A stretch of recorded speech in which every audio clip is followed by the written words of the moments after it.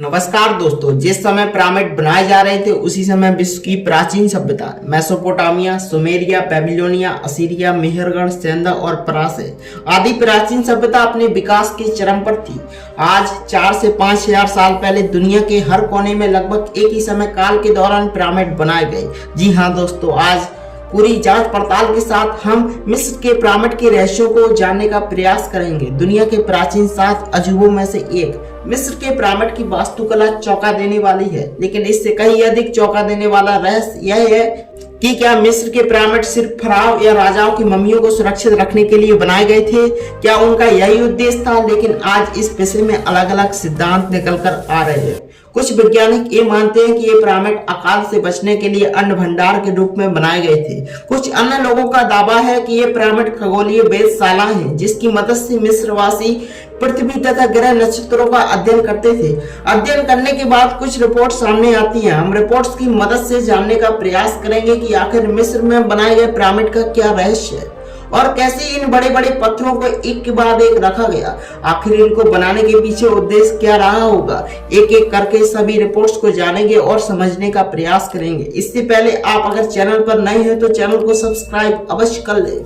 मिस्र के पिरामिड वहां के सम्राट फैरो के लिए बनाए गए स्मारक स्थल हैं। इस पिरामिड्स में राजाओं के शव को दफनाया जाता था। उस समय मिस्र में शव को दफनाने की प्रथा प्रचलित थी, जिनमें से कुछ खास राजा और रानियों के शव को सुरक्षित दफनाया जाता था।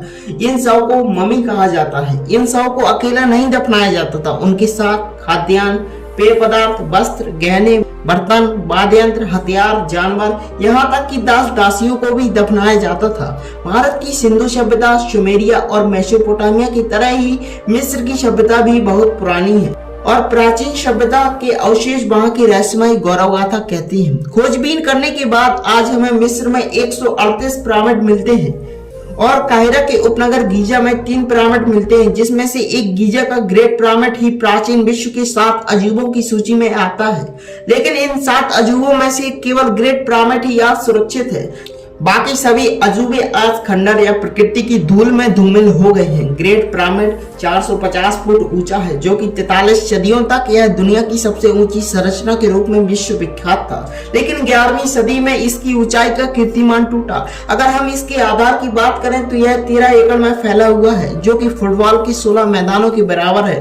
पिरामिड को चूना पत्थरों से बनाया गया, जो कि 25 लाख चूना पत्थरों से निर्मित है, जिसमें से प्रत्येक का वजन 2 से 30 टन के आसपास है। ग्रेट पिरामिड को इस प्रकार बनाया गया कि आज कोई भी तकनीक ऐसी कीर्ति को दोहरा नहीं सकती। इसका निर्माण करीब 2560 वर्ष ईसा पूर्व मिस्र के शासक खुफू के चौथे वंश द्वारा अपनी कब्र के लिए निर्मित किया गया था। इसे बनाने में लगभग 23 साल का समय लगा।